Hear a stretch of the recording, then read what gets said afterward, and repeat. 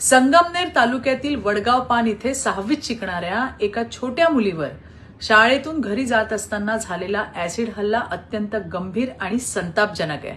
ही घटना मानवतेला काळिमा फासणारी आहे। या चिमुकलीच्या आईशी मी स्वतः बोलले। तिला रुग्णालयात दाखल करण्यात आले असून तिच्यावरती उपचार सुरू आहेत। तिला सर्वोत्तम वैद्यकीय मदत मिळेल याची शासनाकडून पूर्ण काळजी घेतली जाते। तिच्या कुटुंबालाही आवश्यक ती मदत दिली जाईल। ती लवकर बरी व्हावी ही स्वामींचरणी प्रार्थना आहे। या घटनेबाबत मी पोलीस अधीक्षकांशी देखील बोलले। पोलीस प्रशासनाने तात्काळ याची दखल घेतली असून स्वतः जिल्हा पोलीस अधीक्षक SP घारगेजी घटनास्थळी पोहोचले असून तपास सुरू आहे। त्या हरामखोराला शोधण्यासाठी 10 विशेष पथकं तैनात करण्यात आली आहेत आणि लवकरच त्याला पकडून त्याच्यावर कठोरात कठोर कारवाई केल्याशिवाय आम्ही गप्प राहणार नाही। स्वतः राज्याचे मुख्यमंत्री माननीय देवेंद्रजी तसेच पालकमंत्री विखे पाटीलजी या घटनेवरती लक्ष ठेवूनच संबंधित यंत्रणांना सूचना दिल्या जात आहेत।